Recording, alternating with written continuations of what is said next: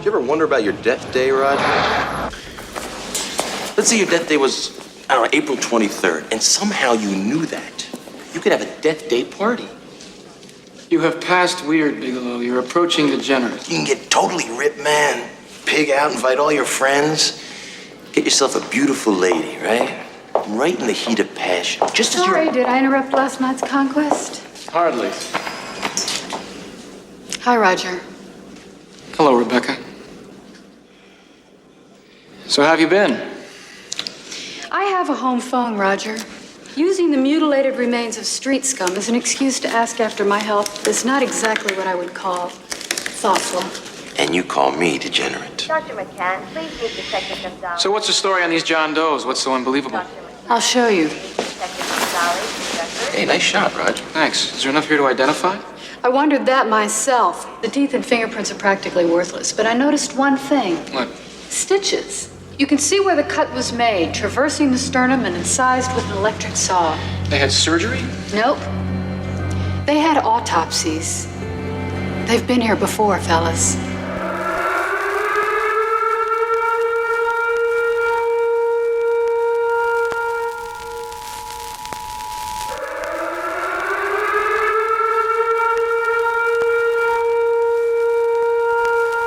This is the emergency podcast system.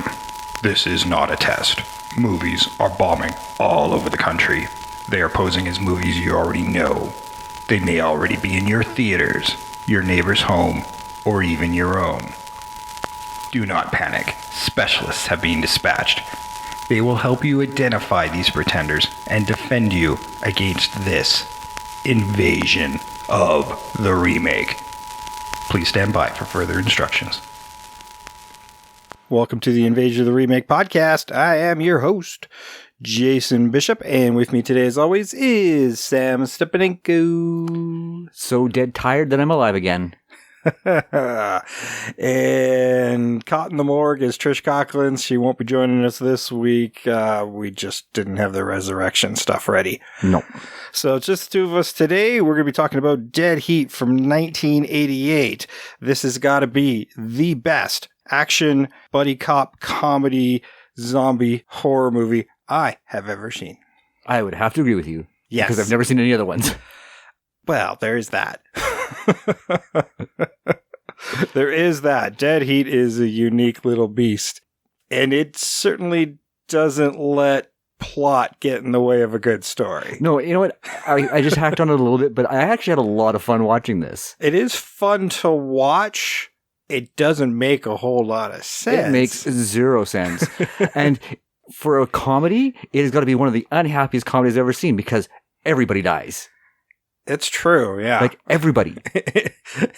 Yeah, it's not a happy ending, but you don't seem to be too bothered by it. No. I remember seeing this way back when, and the comedy never really landed with me.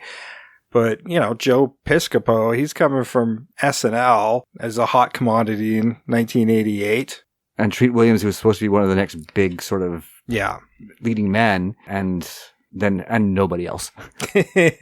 Yeah, there's a couple like decent character actors in here. This is a movie that is literally full of guys you saw in that thing that one time. Mm-hmm. Like, you recognize everybody in it. But that's about it. But that's about it. You recognize them. Yeah. This is a fairly big budget television movie, I think.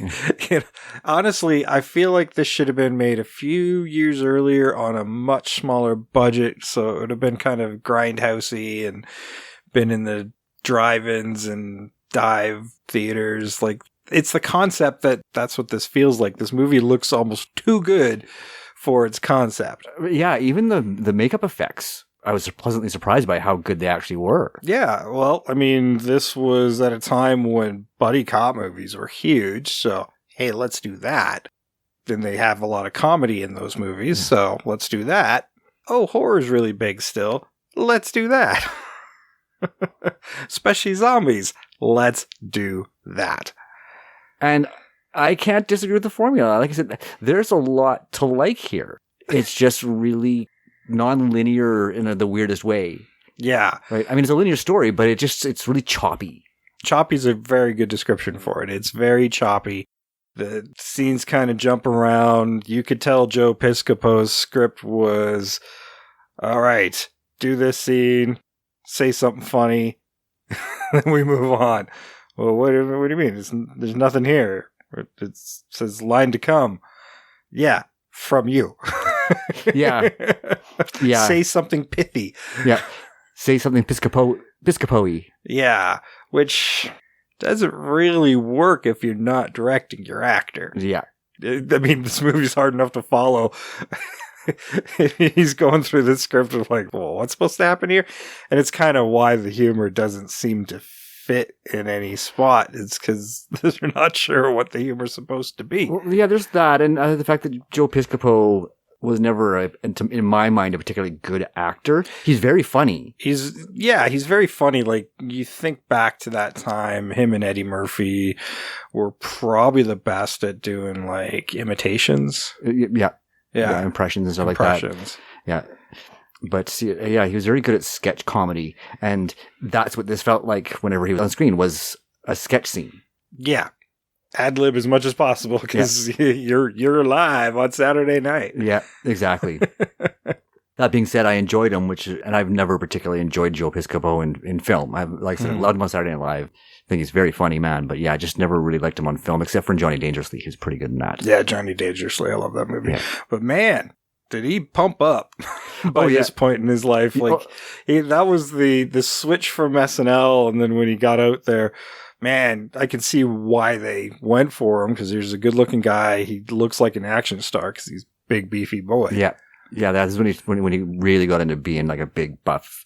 I don't want to say meathead because he wasn't. No. But he was getting close to that size. That's Carrot Top. That's Carrot Top, yes. He got meatheady. He got meatheady, very, very much so.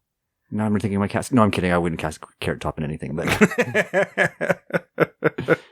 I mean, he was a funny looking dude before, and then add like 100 pounds of muscle. He looked very strange. He's a very strange looking dude. And the spray on tans on top of it all. Yeah. He should have gone into wrestling. Oh, yeah. He would have been a great... What a gimmick. Yeah, great gimmick. This is who I really am. This is my gimmick. I'm going to hit you over the head with a watermelon. Yeah. Or a rubber mallet. Great big one. Yeah, right? Just comes out with a chest. That wee-wah noise. Rubber chickens and... Yeah. So the general gist of this movie is it's about a couple of cops who stumble upon this strange mystery of a bank robbery where the perps were already dead. They had committed this robbery after having an autopsy at the morgue once before. Love that. Yeah, thus the mystery of this show begins. Yes. Like great setup. And even the premise is great. Mm-hmm. That opening was actually really strong. Yeah. Like, I thought the big guys who were robbing the bank and getting shot but not going down, like, man, that all looked pretty damn good. It looked really quite good, yeah. Yeah, and Treat Williams, and I'm going to say this now, it is a shame that he didn't do or have a bigger career. I mean, he has a huge career, don't get me wrong. Yeah. But his charisma in this very awkwardly done film, mm-hmm. He's still a presence in it all the way through it. Yeah, this is the guy that like would go on to do one of my favorite horror movies, Deep Rising. Yeah. And he's got this really likable quality that I think he was too early. Like this is the guy who would have been great Star-Lord or something. He would have been, yeah, he would have been, yeah. And he did go to say that he didn't focus on his career enough. He was too busy partying. Like he actually said it. He said he shot himself in the foot because instead of focusing on his career and doing the work, he was too busy drinking and doing drugs and being in Hollywood. Mm-hmm. Especially think about Hollywood in the 80s. I mean, that was the decade of excess for everybody, particularly Hollywood. It did ruin a lot of careers. Yeah, he still managed to stay busy throughout his life. Yeah. He passed just this past year. Yeah, motorcycle accident. Yeah. It was actually earlier this year, wasn't it? It was this year, yeah. Yeah, it was this year. Just in the last couple of months. Oh, man. Yeah, no, that one caught me by surprise because, I mean, I remember seeing him stuff recently and he's like, well, he's a young-looking 71. He aged pretty good considering all the partying. Yes. Yeah, it's too bad the motorcycle accident took him a little too early. Probably had a few good years left in him. Yes, he did. I think so. Yeah. Or should have. He would have been really good in some of those like senior roles, the grandpa roles. And Oh, yeah. And that's what he was doing is a lot of these older dads, senior grandfather roles and stuff like that. And yeah, really good. Even in his more recent work, still has great presence. Like there's like a screen presence to this man that ultimately got wasted, I think. Even in terrible movies, he was good. The Pursuit of D.B. Cooper, not a good movie, but boy, was he good in it. Mm-hmm. Yeah, his career was great. It really was. All right, well, let's run the trailer for Dead Heat 1988 and see if you can make some sense of this. I watched it. I still don't know. There's definitely something very weird going on here. Detective Roger Mortis has a problem.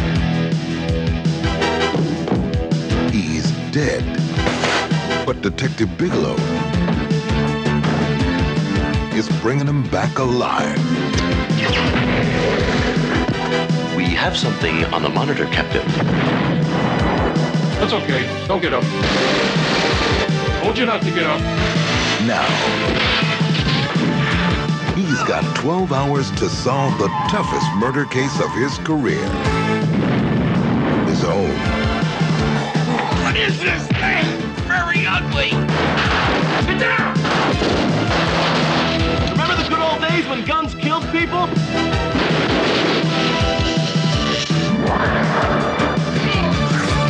That's it. From now on, I'm a vegetarian. How do you fight this thing? Maybe we could drown it in A1 sauce. Treat Williams Sit down. and Joe Piscopo are Dead Heat. You shoot them, they don't die.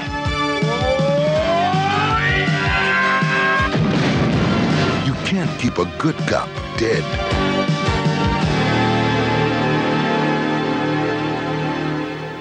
That was a trailer for Dead Heat from 1988, directed by Mark Goldblatt, and he would go on to direct The Punisher 1989, the Dolph Lundgren one, but he was primarily known as an editor. He actually was recently just entered into the Hall of Fame for editors. He's that good. Yes, he's edited a lot of stuff we've covered, actually. Yes. I didn't list any of it, but... Well, his first film was Piranha for Roger Corman, so that's where he cut his teeth. Editors often went on to go be directors, but he would meet James Cameron over there and go on to edit The Terminator and a lot of other Cameron projects. He became the guy. And when you're editing for James Cameron, you're working on some of the biggest films of all time. And you better be really effing good at what you do then. Yeah, he is. He is. Didn't do a lot of directing, though. No, well, and the funny thing is he's an editor, and this movie was not well edited. There's an irony to it. Yeah. Yeah, but that could be the script by Terry Black, who's primarily a television writer. Too bad Trish isn't here because he wrote 5 episodes of Tales from the Crypt and 3 episodes of Tales from the Crypt Keeper. I sense a theme. There's definitely a theme there. He definitely liked the horror comedy. He definitely liked the horror comedy. And that explains why this feels so kind of choppy, because it has sort of almost like those commercial breaks in it. Mm-hmm. Well, yeah, you bet they were probably thinking television when they were doing this as well. It's like, okay, we'll get a theatrical, but everything goes to TV. So, yeah. Like, let's make those natural break points, too. Yeah, and they did. That's exactly what it felt like. I think about it, each scene was about the right length between commercial breaks. Mm-hmm. I mean, if they cut out all the banter, this movie would only be about 40 minutes. Probably. But there'd be so much more room for plot. So much more room for plot. But and why do that? Yeah, and you can do banter while action's happening. We've seen it lots of times. All right, this stars Treat Williams as Roger Mortis. Boy, isn't that a giveaway? It made me mad. Not gonna lie. That's some cheap comic book writing there, man. Yeah. Like, I mean, it made me mad at first, and I'm like, okay, I see what you were doing there. I'll give it to you. Can we call him Morty or something? Maybe like now we know he's dead. But well, they don't wait long to kill him anyhow. But no, they certainly don't. Joe Piscopo is Doug Bigelow, and You know him from Wise Guys, Johnny Dangerously, and we may have talked about him in... I forgot to write down the number, but I know the movie. Me too, King Kong, and I forgot to write down numbers too. I wrote down episode, and then I didn't write down the number. Go figure. Lindsay Frost is Randy James. She's not that Randy, though. No. We may have mentioned her in episode 57. The Ring. Yes, but I doubt it. Darren McGavin was Dr. Ernest McNabb, who was in A Christmas Story, Billy Madison, and Raw Deal. Yes. And would just pop up unexpectedly in scenes over and over and over again in this movie for reasons. It made no sense. No. I understand. By the time we got to the end, I understood what they were doing, but it's like, that made no sense. Yeah, he just keeps popping in out of nowhere. Well, and in scenes where it doesn't make sense for him to be there. I know, and it actually works really well for the comedy because it's like a complete non sequitur. It's like, why is this guy here? Yeah, and I wish they would have acknowledged that a bit more. Yeah. Just to pick on his morgue employee. Yes. And just make her life a living hell. Vincent Price is in this movie as Arthur P. Loudermilk. He is a rich dude. A very rich dude. Very rich dude. We primarily see him on a television monitor because he's dead by when we're introduced to him. Or is he? That is the mystery. We have talked about Vincent Price many times, including our very first episode. Last Man on Earth. That's right. Then we would move on to episode 60. Abbott and Costello Meet Frankenstein. That's right. I didn't miss it this time.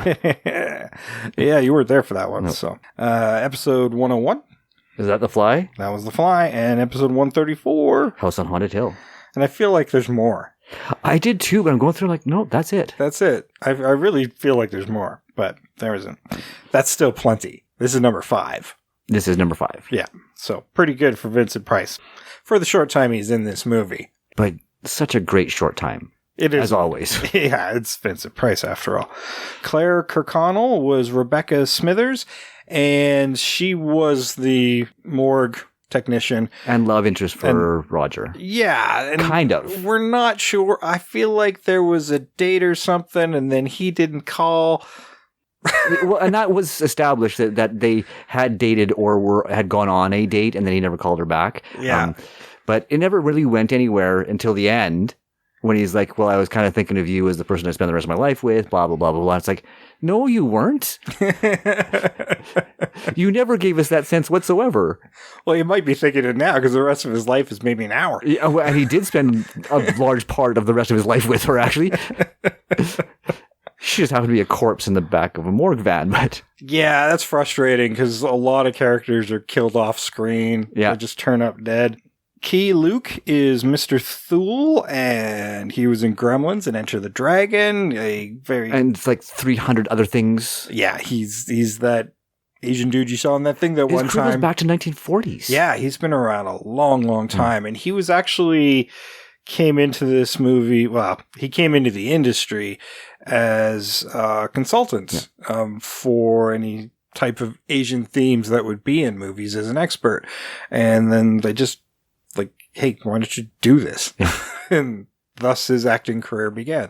I mean, casting an Asian as an Asian? Shocking. How radical. Yeah, well, it didn't happen a lot in the 40s. I know. Or the 50s, or the 60s. Yeah.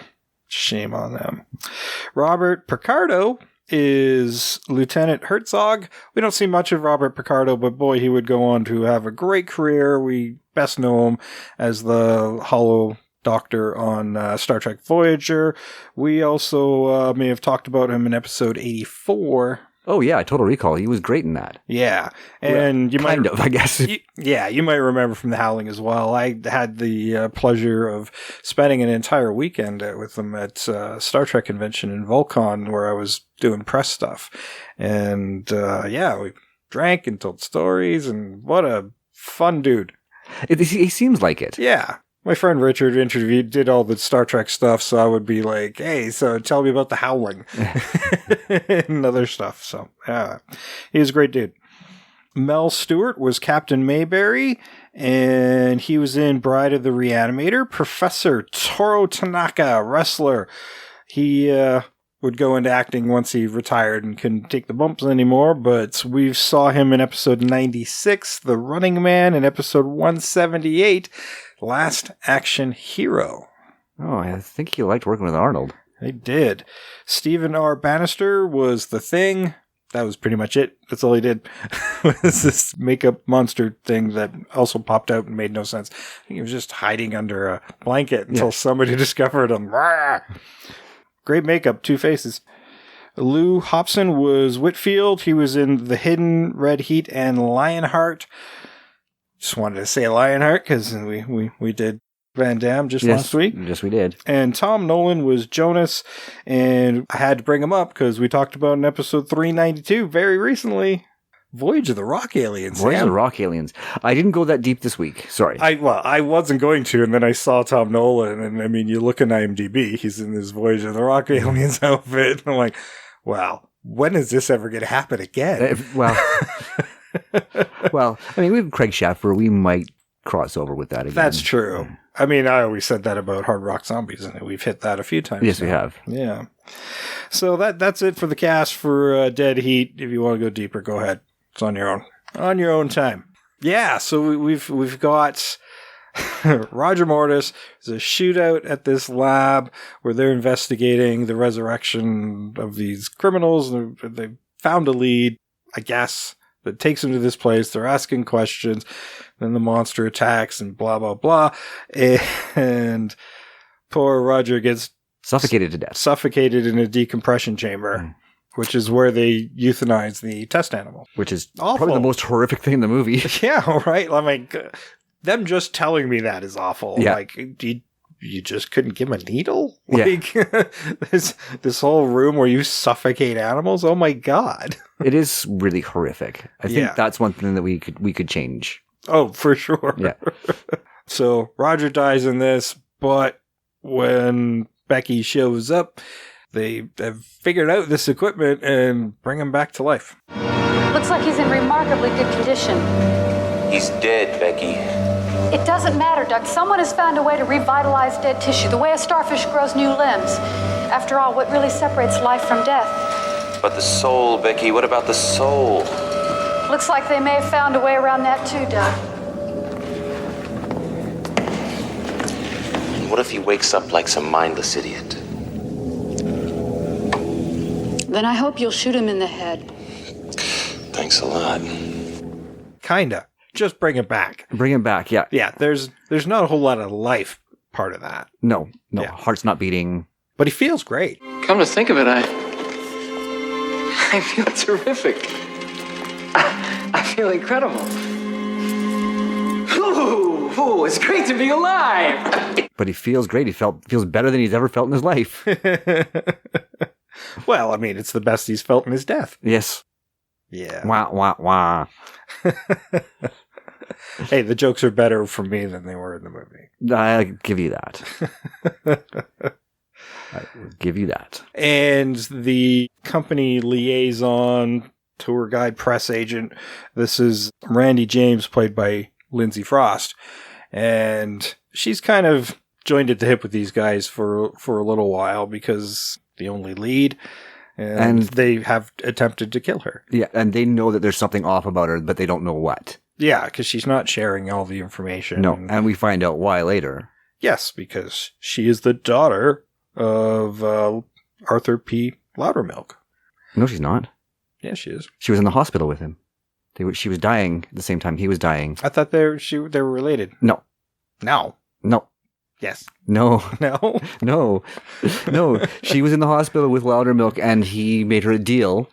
And when she died, she was resurrected. Mm-hmm. And they had a technique to keep her from decomposing like the rest of them. Ah. Which is why she did the thing she did. Well, this brings me to my big remake idea, which is 3 words. Subscription-based immortality. Because fucking everything needs a subscription now. I like it. Yeah, I knew you'd get it like right away. Yeah, no, I like it, and that could be the pitch that he's doing in that final scene. There is for a low monthly fee of $19.95 or whatever, under $9.95. Yeah, yeah, $1.2 million a month. Yeah, I imagine immortality comes at a price. Yes, no, it definitely wouldn't be $19.95. No, it would be geared specifically to the rich, to the sick wealthy. Yeah. The filthy, icky wealthy. Once that kind of popped in my brain and moved into the corporate greed thing, and I know we go corporate a lot, but I love the idea of subscription-based because Adobe, subscription-based. I was looking at some script writing software, subscription-based. Why do I have to keep paying for everything? Well, I mean, you get a Ring camera. You have to get a subscription. Yeah. Right. It's like everything requires a subscription. Yeah, because they want you to keep paying. Yeah. Yeah, you can't buy anything outright anymore. Could we have cured cancer a couple decades ago? Maybe. But then you don't have people coming back for treatments. Well, yeah, and you don't have your fundraisers and your charity drives and your advertising. Much it's money. Lucrative AF. Yeah. So you can cure death temporarily as long as you keep taking these pills or injections or whatever. Or coming back for a buzz or whatever it is. Yeah, treatment or whatever. Yeah. Yeah. Whatever because their machine was really big. It was really big. Yeah. But because they established that they have a way to extend that period of time before you start to deteriorate. And that's the thing we haven't mentioned yet is Roger does come back, but... Roger, you haven't heard the worst of it. I'm dead, Rebecca. How much worse can it get? The morgue doctor tells him, well, I figure you've only got about 12 hours before you start to break down and you're dead. Although I don't know why anybody didn't think about injecting him with formaldehyde to preserve him a little bit longer. So many holes in this plot, Jay. Don't find any more, okay? Maybe in my remake, I don't know. But yeah, I like the idea of subscription based. I like that device. And I mean, you could start picking up on clues on it earlier on that there's something going on with this resurrection. Right? Not necessarily who's behind it, but as they talk to people, they can find out, yeah, well, this guy's selling eternal life. Yeah, I mean, you could think about how much that would affect the uber elites. Say a president was assassinated and they didn't want the world to know about it. Boom, he shows up on TV the next day wearing a hat. Yeah. Cover up the hole. Hold his brains in. Yeah. But there he is. Presidenty, yes. Yes. I think one of the reasons they did the decompression or suffocated Roger is because when you're resurrected, you look the way you did when you died, right? So those robbers that have been shot to death, where they were kind of decomposing already and looked very monstrous. But I mean, they looked like they'd been shot. Yeah. Right. So at least with Roger, you still take damage. Yes. With Roger, you had the opportunity to look normal for a little while until he starts taking bullets and getting his finger cut off. And yeah, well, when I had to laugh when he threw his hand through some glass and cut it, and he goes, "Ow!" Yeah. Later on, he's getting shot. No big. So, like, well, you do feel pain, or was that just a ow because a response? Response of you knew you did something. Yeah.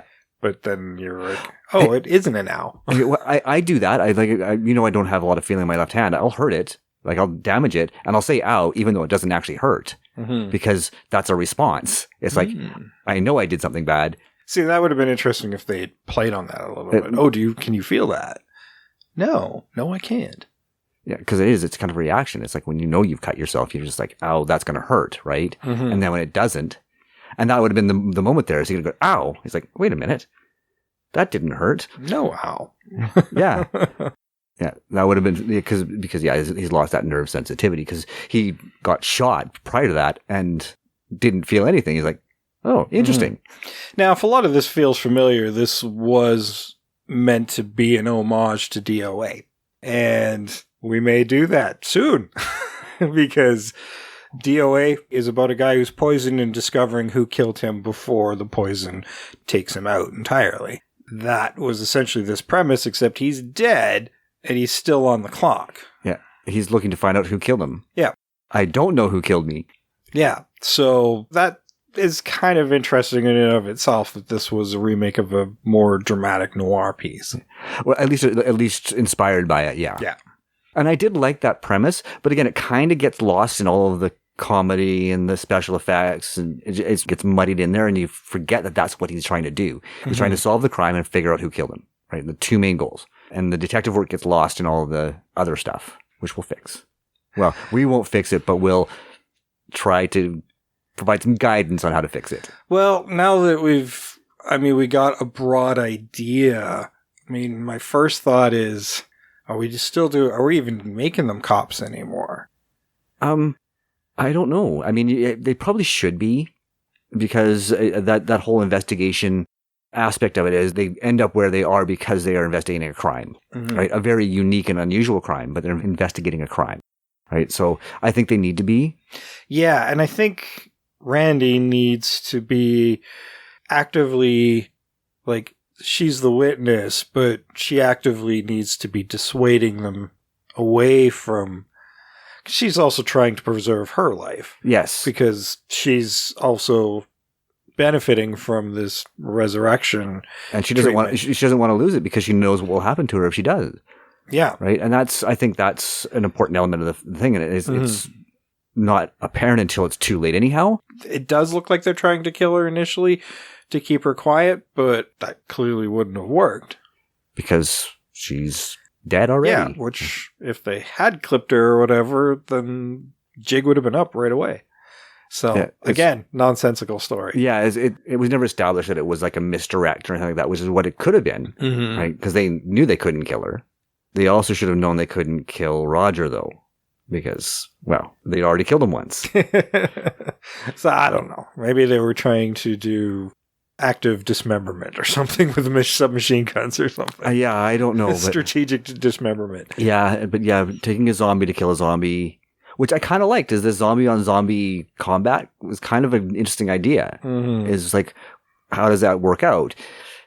In the end, it didn't make sense what they ended up doing to defeat those zombies in the house, right? Because they died, but yeah, they were electrocuting them. They were. But it didn't make sense. No, their deaths don't make any sense at all. No, if they'd exploded them. Yeah, explode them. Immobilize them somehow. Some Romero rules. Yeah. Like, give me something. Yeah, something to, yeah, because, I mean, terminating the brainstem, and, it'll move around nerve-wise, but it's not going to have motivation. I mean, I think we can just bring that in as a device, is like them figuring out that, well, they have to figure out something, but I mean, if we do Romero rules, then we can't have the Chinese butcher scene anymore with all of the hacked up animals coming to life with why he's got one in the butcher shop. I have no idea. Just for this emergency to cause chaos and distraction. It made no sense. As funny as it was to me, it really bothered Trish though. She did send a message saying this really bothered me. Yeah, we got some of her casting and stuff too. And some show notes from her. But yeah, I'm glad you brought that up because she did mention specifically that scene made her like really upset her and bothered her for some reason. It looked cheesy as fuck. It was great. It was great. It looked way better than it should be. Yeah. It was a very cheesy scene, but it looked fabulous. Surprisingly good. Like I said, given what we were watching, like all the makeup effects were actually pretty good. I think I already said that. But that scene we could pretty much do without that and service the plot instead. Yeah, I'd say Thule, for me, is probably the progenitor, the guy who originally had the idea and went to Loudermilk for the financing to get the ball rolling on this idea. So they're partners in this resurrection scam. Yes. Spoiler, by the way. Yeah, initially we think Loudermilk has died and he's left some hints. No, we don't. It's Vincent Price. We're not just going to see him on a television. No. Although I was questioning it. Yeah, no, I'm like, oh, is that all we get? I mean, he is old. Yeah, no, I knew that he was somehow the bad guy. Whether he was alive or not, I didn't know. But he was definitely, I had a feeling that he was somehow the bad guy trying to extend his life. Just the way it worked out, I think that it actually worked really well for me when he was making his presentation. I'm like, yeah, this is perfect. This is like classic Vincent Price. Yeah. But yeah, I mean, the only villain that I didn't see coming was McNabb.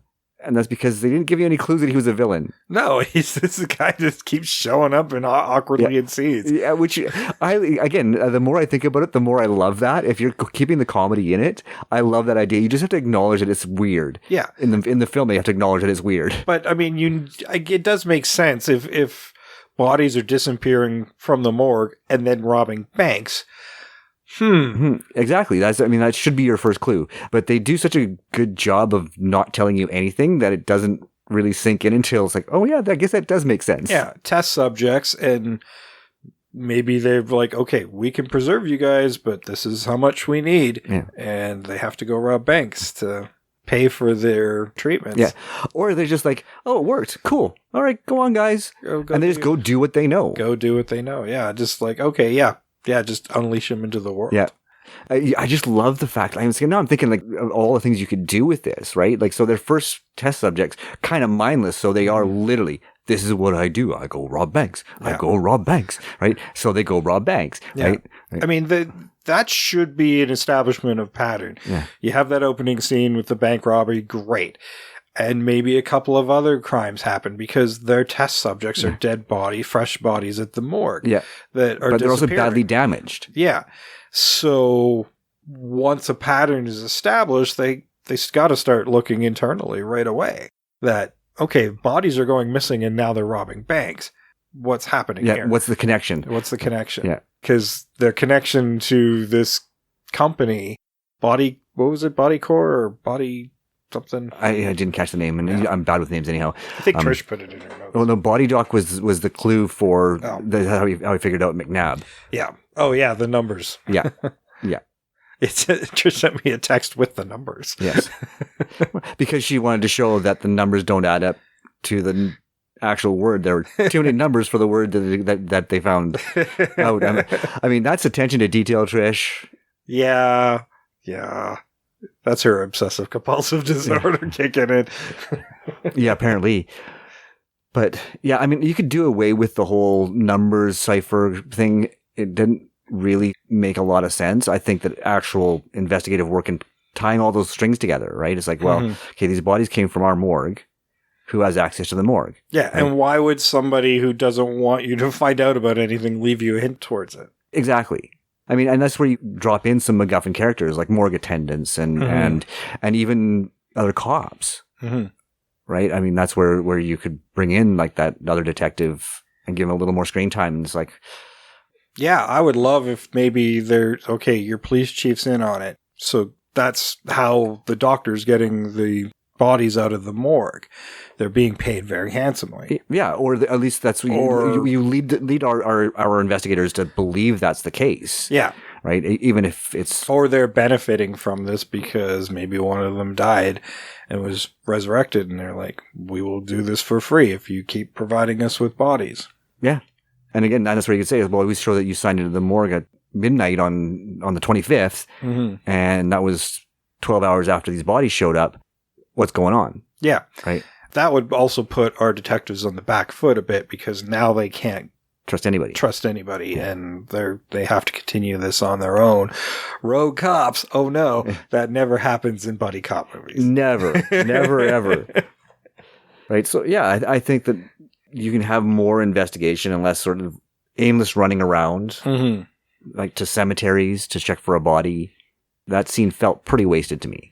Yeah, well, there's a lot of wasted because you don't know how they're going from A to B. Yeah. They're going from A to Q. Yeah. A lot of the time. In a really cool car. Yeah, and it's about 3/4 of the movie. Suddenly you've got Treat Williams investigating on his own. But why? You've got your girlfriend chick who also works in the morgue and your partner. Why'd you leave them behind? Because the next time we see them, they're both dead. Yeah.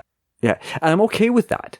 If it makes sense as to why they're dead. Yeah. Well, I mean, and it makes sense as to why Joe Piscopo's dead. And it does make sense as to why the other morgue doctor is dead. Because she keeps poking her nose in his business. Yeah. Right? It makes sense. Oh, it does make sense. But we don't know much until we get to the other side of that reveal. It's like, oh. Yeah. And I'm okay with, what's her face is the other doctor. Becky, her dying off screen. Because that reveal works really well on an emotional level. But I think doing it twice. Yeah, with Piscopo doesn't make a lot of sense. No, I think that that the audience should know that he's dead, but Roger doesn't. Yeah. We should see him. We should literally, if they're splitting up, we should see him doing something and then getting a shootout or whatever, and then dying. Like, we should see that off screen. We should see it as an audience, but yeah. His partner won't know until he turns up. And I know why they drowned him, because his body had to be perfect. Yeah. He would be a good specimen. Yeah. And they wanted him brain dead. Exactly. And you can set that up. I mean, I think you need more explanation, because until we're talking about it, I didn't understand why, like, he was hanging upside down in the fish tank. But now it makes sense, because the condition of the body matters. Mm-hmm. And we need to establish that early on, that the more damage the body takes as in its demise, the less effective the treatment is. Yeah, it's because they can't fix those wounds. Yeah, because they're definitely not going to heal, because you're not breathing, your heart's not pumping, there's no healing, Marvel, healing factor left in the human body at this point. And they've established that the body won't heal. Yeah, Treat takes a knife to his hand and he winds up wearing a glove to hold it together. Yeah. And he's walking around with like bullet holes in his torso, and he gets progressively more deteriorated. And I loved that. There were a couple scenes where the makeup looked like Halloween makeup, but yeah. You can't bat 1,000 all the time. No. The funny thing is, that's the only time, and that should have been the easiest makeup, and that was like the worst makeup in the whole movie. It's like, here, let's put some white face on him and some black around his eyes. He'll look just fine. He'll look great on screen. Money. Yeah. Go down to the dollar store, get some of that cheap Halloween makeup. Yeah. It'll do. Yeah, I don't know much about the science of decomposition, but I would have said he probably had a few days rather than, what was it? 12 hours. 12 hours, 10 to 12 hours is what they said. Is what they said, yeah. So, yeah, pretty quick decomp.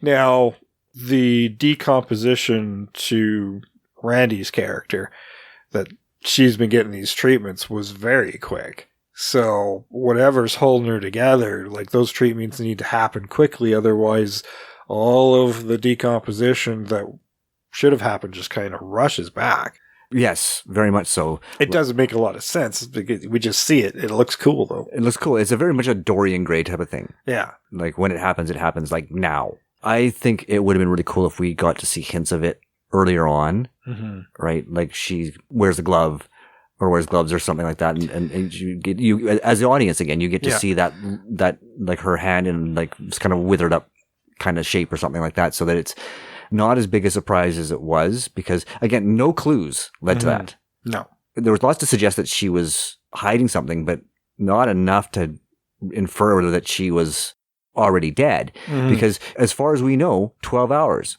Oh, yeah, they're pumping that into our brains. Exactly. And then all of a sudden you have this lovely young woman who's been walking around dead for who knows how long. Yeah. So it makes no sense, and they never reveal how that works. Yeah. Now, if she can't get to the treatments because these guys she's with them the whole time. Yeah. If we see that decomposition, we need to see her doing her makeup and doing the cover up or putting or on gloves. At least establish that there is a way to extend it. And that was never established. Yeah. Yeah, and we don't have to know why she's doing it. Like, we just see a scene of her doing her makeup, or her clothing is changed to cover more up. Yeah, because she's starting to break down. Yeah. And we do it subtly, so if you're paying attention, the clothing's going to give that away. Exactly. But we're not going to go out of our way. You could even have a throwaway line from Doug, because he's the one who's not dead. It's like, what's that smell? Is that you, Roger? Yeah. So you set it up so that you can't tell which one it is, but they missed that joke. They totally missed that joke. It's like a gimme. Yeah, but I would like the fact. I would love the idea of her in her own self-preservation, maybe helping them find information about how to extend it, because she likes Roger, right? And you always get that sense that she likes Roger. Yeah. I don't really need the happy ending. No, but to service the story, they should at least know that he could be preserved for longer than 12 hours, and that could further fuel his motivation, right? By the time we get to reach the end of the movie, he's so deteriorated, I'm pretty sure he does not want to extend it anymore. Yeah, probably not. Yeah. But I like the idea of him being offered the choice a little earlier, because it happens so late in the movie with Vincent Price. I can preserve you. Well, I mean, can you? It's kind maybe of not late. offered to him, but him knowing that it's a possibility, Yeah. right? Just to further fuel his motivation. When we get to the end, that could be what McNabb offers him. He says, I can take care of you. I can keep you alive for as long as you need me to. And then he goes, fuck it. Mm-hmm. And that's where you have that climactic end where all the machinery gets broken and all that stuff. But I was expecting that offer and it never happened. Yeah, and we kind of have to figure out, like, who's alive, who's dead. I would love to them destroy all this stuff in the post-credit scene is we're suddenly seeing all sorts of rich people dropping like flies because they've been preserving themselves. I would love that. Yeah, just headlines. Yeah. Millionaire heiress, dead, puddle of goo. Yeah. Right? Like, just like headlines like that, like, just like flashing across the screen over the credits kind of thing. Yeah. Right? Or under the credits where they're just all sort of passing away. Donald Yeah. J. Trump, pile of goo. Yeah. Movie stars, the whole bit. Yeah. Like, and it changes the world, like, awfully quickly. Yes. Within 24 hours. There's chaos because nobody's getting their treatments. I mean, granted, there probably are more machines if it's reached out that far. So we may have to figure out the technology a little differently instead of having this one room in Los Angeles. Yeah, no. Well, we know there's more than one because the butcher had one. Yes. Well, that's the resurrection machine, but what is the keep you alive machine or keep you dead machine? What the fuck do you call it? Yeah. Keep you from turning into a puddle of goo machine. Yeah. Yeah. And I'm guessing it's some sort of chemical base. Yeah. Formaldehyde. Well, right. Something a little more complex than that, so they can have proprietary. Yeah, and yeah, formaldehyde keeps your body from deteriorating, but it doesn't keep you from necessarily like desiccating or whatever the case may be. I don't think so. Yeah. Eventually, like you see corpses, they dry up. They don't rot, but they dry up, right? So so maybe there's this like an agent. It's not just formaldehyde; it's other things to keep them hydrated. And I mean, what was that scene with Vincent Price? He's with the machine. There's all these other people around. Was he like trying to sell this? Yeah, he was. Yeah. To rich people. Yeah, that's why I thought that's where you got the idea from subscription based from. Well, kinda. I mean, it kind of popped in my brain, but I kind of want it already out there. Yeah. No, and I like that idea that it is out there, but it's very underground. Yeah, and at this point, probably go on Discord or something to have their meeting. Yeah, but it wouldn't be in front of some dubious machine. Like they just send out a video. Hey, look what we did. You know, you could set that up so it's like where he says, "Well, this is not the type of meeting you can do over Zoom because you need to see it happen in real life." True. Right. No special effects, no trickery. You need to see this happen in real life. Oh, so what if we do that we have that meeting set up and it's with Bigelow. They've killed Bigelow. They're using this person as their test subject for the next sales pitch. Sounds good to me. Kills two birds with one stone. We get rid of an investigator and it helps bait in Mortis. I'm totally good with that. Yeah, I think that the treatment doesn't require a machine, but it does require like an in-studio treatment, right? Or it doesn't get shipped out. Yeah. Right? It's something they can do themselves, but they only get like a weekly dose or a monthly dose. So over the course of a week, you see and that could be something too. Like we get a lead somewhere, somebody who comes into Los Angeles once every month for a mysterious... For their booster treatment. For their boosters, yeah. To meet with this company. And that's a lead they can follow. Or they come across somebody and they find a syringe that's broken, but they have enough there to test. And that's where we can get some more use out of Becky. Yeah. Right? Where she tests it and she's like, okay, so I think this stuff would help you, but there's not enough here for me to replicate it. Right? Yeah. Like, you know, the science thing that always happens in action horror or action comedy movies. Yeah. Like, I know what this is, but I can't do anything with it because there's not enough of it. Yeah. If you lick the microscope slide, you might get another 5 minutes. Yeah, exactly. But then that establishes that there's more to it. Yeah. Right? That it's not just... Yeah, I'd like to use her a little bit more because it's apparent that she has knowledge, They're just not utilizing her in a way that moves the story forward. Yeah, there's lots of characters like that where they're in there, but they didn't seem to know what to do with them. It's like, here's your love interest. She works in the morgue and she knows a lot of stuff, but we don't know what to do with her, so we're just gonna kill her. Yeah, I mean, instead of pointless banter in the car, you could go, hey, did you call that girl back? Yeah. Granted, my cast, that makes it's going to be awkward. Well, I mean, you could, I mean, you just change that dialogue in that scene. It's like they establish they're dating and he just makes excuses. It's the work. Yeah. Right? Yeah. And she can just say at some point, you're going to have to make the choice, me or the work, because that's a cop thing that happens to cops all the time. Mm-hmm. Simple dialogue, right? Establishes that they are in a relationship, but it's rocky right now. Mm-hmm. Pure and simple.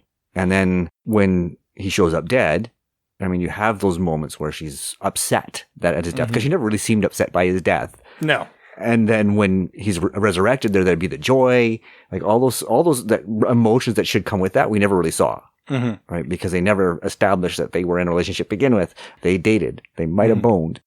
Now, we got to settle on a tone for this movie, too.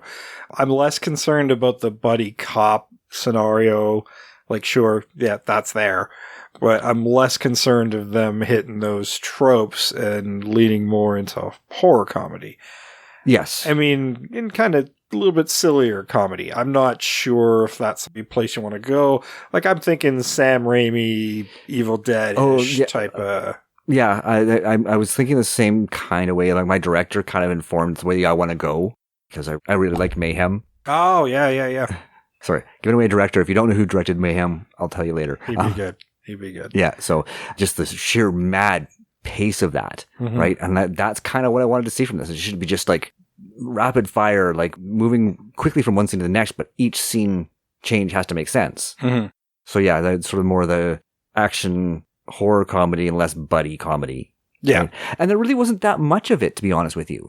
Right? I mean, that's the thing, is they advertise it as a buddy comedy, but... outside of like the half-ass banter, and there's a lot of it. Yes. Yeah, it doesn't come through because poor Piscopo got a half of a script. Not half of a script, yeah. But yeah, I mean, I think you still sort of have the sort of acerbic kind of grates on your nerve character. Yeah. Because that way when he dies, you don't care so much. And then you have your sort of good guy committed to the job cop. Yeah, I mean, maybe not acerbic, but you have the guy who's sort of like, he's riding on Roger's coattails to an extent, but he's there when he's needed. Well, I mean, in that scenario anyway, it probably won't work with my cast, but you've got the more intellectual cop and you've got the muscle. Yeah. You know, it's clear what they were going for. Yes. Oh, very clear what they're going for. I think the way they were presented and the way they're built, and if Joe had actually had some dialogue, maybe we could have done a little bit of better job with that. Yeah. But yes, I think that, more horror comedy than buddy action comedy. Jay promised that we would be leading into October with a little horror-ish, and now we're going to make it horror. Well, horror comedy. Yeah. We're horror in a mood. comedy's still horror. Yeah, we're in a mood. Yeah. We're in a mood. But this one, like, as it stands, this movie is all of those things and none of those things. Yes. Like, it's, and the funny thing is, it is more horror than anything else, if you really think about it. to me, watching it, it's like watching Ghostbusters. The horror community never embraces it. Like, and the people who love Ghostbusters don't consider it a horror movie, despite it having all the horror tropes. Like, well, horror aspects. Horror aspects, yeah. Ghosts and some pretty grisly looking ghosts at that. And this one has that same, you're right, it kind of has that same vibe. But, I mean, it's, in the end, like I said at the very beginning, this is not a happy movie. No, it's really dark when you look past all the gloss and the jokes. At no point are they trying to pull the audience into that darkness, though. No, and they want you to have fun. They want you to have fun, but there's a line you can walk on that. And I think you can still be funny and still be emotional. Yes. Yeah, that's where the fine line of a smart comedy. Yeah, it's fine. Manipulate your audience so when you tell that joke, there's a bit of relief. Yeah. And you're a little uncomfortable for laughing, but you're still relieved. Yes. Yeah. It's like, why am I laughing here? Because it's an action horror comedy. Yeah. And I'm fine with all those things. Now, Trish did leave a cast. It's very Trish. It's very Trish. It's very Trish. You could tell what she's been watching. Let's start with Roger Mortis. She went with Kyle Gallner, and he was in Smile, Scream, and The Cleansing Hour. He was also in Veronica Mars. I can't dispute that choice. I kind of support that choice. Dougie is Fortune Feimster? I don't know. Look him up. Sam and I are both looking at each other. Mm-hmm. Hugh Laurie is Loudermilk, and apparently she wants to make sure he dies of lupus. It wasn't lupus, doesn't it say? It's never lupus. It's never lupus. That's why it should be lupus. Yeah. That's why he has to use the resurrection, because he's dying of lupus. Or died of lupus. It's never lupus. So the irony is not lost on me. Yeah. Rebecca, she wants Hari Neff, and she played the doctor in the Barbie movie. Not her only Barbie cast, because we're moving right into the next one. Randy as Issa Rae, who played President Barbie in the Barbie movie. Yeah. And the body doc, as she calls it, she wants Ken Jeong. He's a doctor. Okay. Sure. I don't like him, but... Yeah, not crazy about him either. And Mr. Thule Benedict Wong. And for her director, she wants Mike Mendez, who directed the horror comedy segments of Friday the 31st on Tales of Halloween. Wow. Dug deep on that one. She did, yes. I haven't seen it, so I can't say for sure if he's a good fit or not. So, but... she took a segment from an anthology movie. Yeah, but I mean, there were a few actors in there that I recognize this time. Yeah, some of those are pretty good. She also goes on to say, Treat Williams had glorious hair, and I miss the days when stars had a little thatch of chest hair. He also stars in my favorite Tales from the Crypt episode, None But the Lonely Heart, which probably had the same writer. Probably, quite possibly, yeah. I did look that one up, but it is funny that the writer wrote quite a few Tales from the Crypt episodes. She's got other notes here. We'll see if we bring it up. Maybe. Sam, why don't you... lead in with mine? Since Trish went first? Huh? Trish kind of went first, yeah. Yeah. I mean, well, you had to do it so you didn't forget. Speaking from the dead. Yeah. From beyond. From beyond. Okay.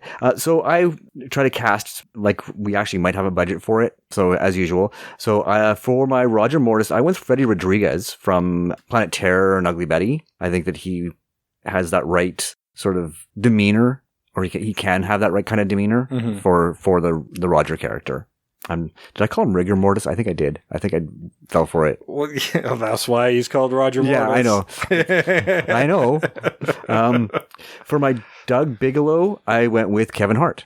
Okay. Yeah, I want to hang him upside down in a fish tank too. I know you're not a big fan. But again, if you want that dynamic, though, and he's very good at that dynamic. Sure. Typically with The Rock, but he can do it with other people. Yeah, he's capable of acting with other people. Yeah, I'd like to see him do it. Other people can get him jobs too. Yeah. For my Randy, I went with Danita Melchior. She played Ratcatcher 2 in the Suicide Squad. She's wonderful. She was wonderful, and I want to see her in more. Therefore, in here. There's someone I saw her in fairly recently. She was really good. She's a really good actress. It's probably someone on Netflix. I can't remember what it was. For my Dr. McNabb, or Bone Doc, or Body Doc, sorry, I went with Matthew Broderick.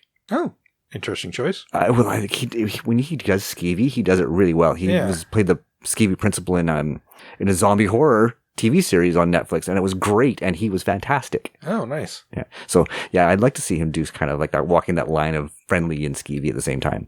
Nice. For my Loudermilk, I went with Billy Bob Thornton. Oh, I like that. Yeah, because you can't replace Vincent Price, so... Yeah, you can. But I have an angle. Okay. But yeah, I wanted somebody who has their own presence and their own voice, and Billy Bob Thornton has a great voice. Sure, yeah. For my Rebecca Smithers, I went with Natasha Lou Bordizzo. She is currently in Ahsoka as the character's name I can't remember. Ahsoka's apprentice, the Asian girl with the purple hair. Oh, okay. Yeah. So yeah, I went with her. Are you liking the show? Yes, very much. Okay. I'm glad that's one of us. Yeah.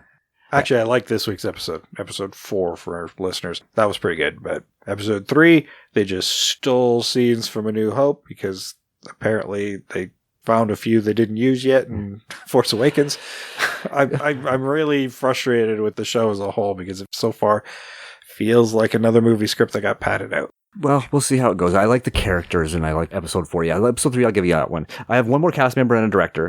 For my Mr. Thule, or Tool, however you say his name, I went Tony Shalhoub. It doesn't have to be an Asian guy. Yeah. Right? As a matter of fact, you could get rid of that Asian trope entirely, especially if we're getting rid of the scene with the... Thule doesn't exactly say Asian. Exactly. It just could be anybody. It could be anybody. And Tony Shalhoub can eat up scenery like nobody's business. Yeah. I like that. I haven't seen him in a while. Exactly. And then for my director, as I mentioned, I went with the director of Mayhem, Joe Lynch. Yeah, Joe Lynch. Love Joe Lynch. He's great. That's a good choice. And I just realized I didn't write down my director. And I have one in mind, but the movie that I'm pulling from isn't quite coalescing in my brain. It's okay. You can pause and look it up on your phone. I could. All right. I did what Sam suggested, so now I have a director. Yay, me. Yay, Jay. Could you sense the pause? No, because I edited it out. All right, for my cast, I went with a gender swap for my primary cast. So I've got female leads, which I guess puts the whole love interest thing all wonky, but fuck it, whatever. Not necessarily. Doesn't have to be a straight relationship. No. For Mortis, I just went with last names now because Roger doesn't quite work. No. Anna Marie Thomas. You might not know her. She was pretty much an unknown until she did Evil Dead Rise. She's the mom in that. And I specifically went for that because she can do a very likable character and do good drama, do comedy, but she could also be really fucking freaky under makeup. And I kind of liked that dichotomy. I'm like, I want to pull that into something a little more fun with this movie. And then I made her partner somebody more overconfident, a little larger in presence, mouthier. So Melissa McCarthy for Bigelow. Okay. Yeah. I don't know what their chemistry is going to be like, but I'd love to try it. For McNabb, just popping into scenes until we find out, he's part of all this too, J.K. Simmons. Oddly enough, he was one of the ones I looked at, but I'm decided not to. For A.P. Loudermilk, I wanted another horror icon. So I went with Robert Englund. Okay, I will give you that one. Still not replacing Vincent Price, but certainly an acceptable substitute. And I wanted to keep the nod to horror legends there. And I certainly love your choice too. But that was kind of what I was going for. I'm like, well, it's one horror legend to another, right? For Randy, I went with Allison Williams, since we've beefed up her role. You might remember her from Get Out, The Perfection, and Megan. 3 incredible horror movies. And for Rebecca, the coroner, I went with Stephanie Beatriz. Okay. From Twisted Metal and Brooklyn Nine-Nine, which would have made Trish very happy, because I also pulled in Samoa Joe for The Butcher. Nice. Because I wanted another wrestler if we kept it. We're not keeping it, but if I had, Samoa Joe. He still has a place in here somewhere. Sure, we'll figure it out. And for Mr. Thule, I was kind of like you. I'm like, do I keep him Asian? Don't I keep him Asian? In the end, I did go with it. I used James Sato, who played Shredder in the live-action Turtles movie from way back in our childhood. Oh, that one. Okay. Yeah. A little older now, and I'm like, oh, that's kind of cool. I like that. Yeah, no, that works for me. Yeah, and that's my cast. And for the director I went digging for, I went with Australian filmmaker Alistair Grierson, who directed a movie I talked about on 31 Days of Horror a couple years ago, and Trish did last year, called Bloody Hell. He does horror comedy really well. And I kind of wanted to bring him into mainstream Hollywood. Always love it when that happens. Yeah. When they get a chance. Yeah, that movie's fabulous. If you haven't seen it, go check it out on Shudder if it's still there. Yes. It's highly curated, so things move on that. Speaking of Australian directors who should be more popular in Hollywood or should be working in Hollywood, whatever happened to Sean Burke? He did 2 or 3 great films and then just disappeared. Yeah, I don't know. Hopefully we got something coming into him. I mean, who knows with Hollywood? A lot of things got derailed because of the pandemic, and things are just getting moving again, and then the strikes happened. So we'll wait and see, I guess. But I hope he has more, because he does another really one of those Australian directors I'd love to see more from. Yeah, absolutely. Absolutely. IMDb gives this a 6.1 out of 10. That's pretty decent. Yeah. And Trish isn't here, but after today, I'm going to be retiring Rotten Tomatoes scores. I've said Rotten Tomatoes scores are bullshit for years, but it is kind of fun to do the guessing game. Turns out they really are bullshit. Yes. The controversy, I don't know if the audience has heard about this yet, but basically people have been paying for their reviews over on Rotten Tomatoes, allegedly. And I don't feel like I want to name drop them any more than I have to. I mean, they just proved us right. I don't think we ever made that accusation, but we clearly knew something was up. Because just something didn't all... Things rarely meshed up there. Yeah. So the last hurrah on Rotten Tomatoes is this week with Dead Heat. Rest in peace, you Rotten Tomato. You've got your splat from me. Yes. But let's do this one for one last ride. What do you think the critics thought of this on Rotten Tomatoes? I think critics thought it was a fun ride, but like us, didn't think it was a very good movie. So I'm going to go with 53%. And before you stick with that, original critics savaged this thing. So... Okay, so let's drop that down to 37% then. Okay. And what do you think the audiences thought? Again, I like to use IMDb as a rule of thumb, so I'm going to say about 58%. Okay. Rotten Tomatoes gives this movie, the critics gave this movie 11%. Oh, it didn't deserve that. No, this does feel like it's based on the original critiques. And I get it. It's all over the place and messy. The plot is unintelligible, but it's still kind of fun, all things considered. It's a good, bad movie. Yeah. Or a bad, good movie? I don't know. There's somewhere in here that it's actually pretty entertaining. Audiences gave it a 49%. Ooh, I was far kinder than... Yes. So, there you go. That was the last hurrah for Rotten Tomatoes. Trisha's going to be so relieved. She will. To start doing I'll have to come up with something else. Yeah, we'll have to go with the metric. Yeah. Oh, what's going to happen now? But, yeah. Fuck Rotten Tomatoes. Yeah, you've got to give Trish that anxiety at the end of the episode every week. Yeah, I got to do something.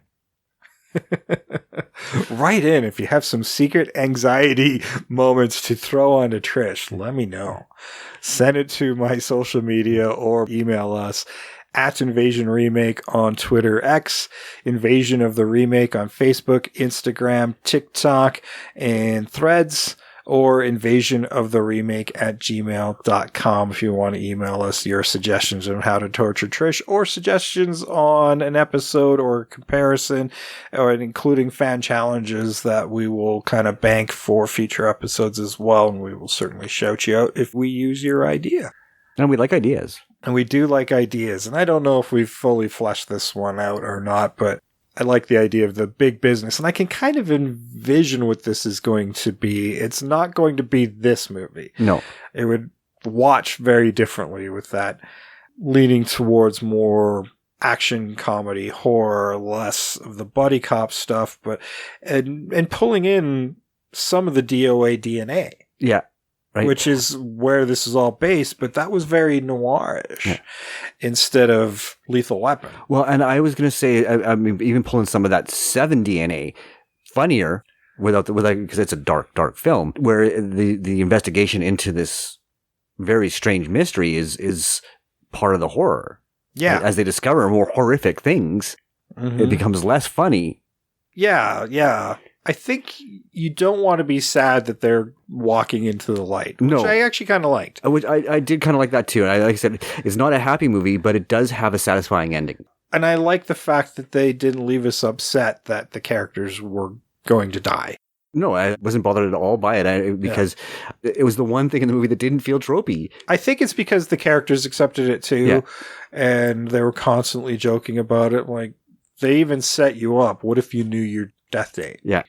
No, it really prepares you. Like, okay, well, we know where this is going to end. Yeah, and I really enjoyed that. I mean, right at the beginning of the movie, you know that they establish that he's not going to get a miracle cure, right? But that's why I love the idea of him finding out about it and everybody thinking maybe he is, right? Him and Doug making the decision, or Mortis and Doug making the decision is like, well, no, it's not worth it, right? Justice is more important than us Yeah. I mean, preserving our death. Yeah. I mean, if they could solve the crime and get the cure in time, but it's way too late for Roger anyhow. Yeah. Right? And Joe's not letting him go alone. Yeah. And that's where the buddy cop stuff comes in too. That pure DNA of lethal weapon. Yeah, like I said, I mean, I don't want it anywhere near as dark as Seven, like I was suggesting. No, but that investigation process in Seven is what it's there. Yeah, we need those threads to pull the characters from one place to another, either an action sequence or a dramatic sequence of discovery that leads them to the next thing. Yeah. Or some horror, right? I mean, this is a horror comedy when we need that horror. Then make those horror moments horror-y. And that's where, like I said, you could have somebody like Joe Lynch or your director who can really bring those explosive moments out, right? Yeah. I mean, Bloody Hell is wonderful because, I mean, they managed to keep this movie very funny despite the fact that the family is eating him. Yeah. And it's that balance where it's just like you're disgusted by what you watch, but at the same time, it's like, wow, you're really rooting for him, and you know it's going to end badly. Yeah, and you're a little bit bothered by the fact you're laughing, but you can't help yourself. Yeah, and that's what a good horror comedy should do. Is it should make you laugh and then make you wonder why you're laughing. Yeah, and that's kind of I think what we're shooting for here. Exactly. Yeah. Well, if you like Dead Heat. What's wrong with you? Actually, you're my kind of freak. Yes. If you like Dead Heat, tell people about the show. Get them to listen to this episode and our past 400 some odd episodes. And you can show them the archives on our website. invasionoftheremake.wixsite.com/podcast. Yeah, there's even links to podcatchers there that you can click on. And there's also a button to our store, which will take you to our TeePublic Store, where you can buy t-shirts, mugs, posters, PPE masks, totes, notebooks, magnets, stickers, all sorts of stuff with well over 70 designs in our store to choose from and more all the time, including our special 31 Days of Horror designs. We're really close now. We're only a couple of weeks away to October, where we're going to be doing horror movies. We're also going to be watching 31 horror movies each that we've never seen before, and then we will come back to you in November with the results of that. And if you're following along and doing your own horror challenge, or your own 31 Days of Horror challenge, send us your lists, but when you're done. Yeah, do it quickly because we're going to jump right into them. So make a list and just kind of collate it. You can email it to us, or you can keep track on Letterboxd, and then just send us a link to that. Or record your own voice and tell us your thoughts. You can always send us that as well, and maybe we can insert that into an episode. So there's a few different ways you can submit your 31 Days of Horror challenge. There's lots of horror fans out there. We know you're listening, and we know you love it when we do the horror episodes, and we can't wait to get into it. No, we can't. Now, I dropped a hint earlier in the episode of what we're doing next week, so I'm not dropping any more hints for you. Nor should you. It was a pretty big hint. It was right there. I had actually forgotten what it was going to be next week, and then I'm like, oh, tied back. I can't remember. And then it jumped in my brain and pointing at Sam. Yeah, you should see his face. It was funny. The things that we do on audio that you guys can't see. Your loss. So we got one more episode before we get into the horror stuff. It's good. We got a good comparison for you next week, and then we're going to jump right into the horror movies. Like more horror-y than this. Yes.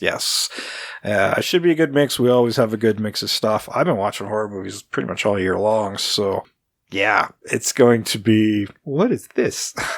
That's what it is for me every year, Jay. I always have a few things planned, and there's a whole lot less of them this go around, but there's a few things I'm hoping will be out and available by the time we start doing this. So Yeah, no, there's a few sort of tent poles that came out this year that I will be doing during 31 Days of Horror. But the great thing is, I'll probably be able to talk about all of them. Yeah, probably, yeah. That's why I wait to do them for 31 days, because I know you've probably seen them, and we can still talk about them. I'm going to leave it for everybody else to watch for 31 Days of Horror this year, and I can just have the conversations, and I'm going to dive into some really weird shit. Well, that's usually my Mostly. job. Yeah, it should be really unique then this year. Yeah, because I love my weird shit. Well, hopefully Trish will be back with us next week. We'll see how the schedule works for her, and hopefully we can get her back in here next week. Until then, I'm Jason. I'm always Sam. And we are out of here.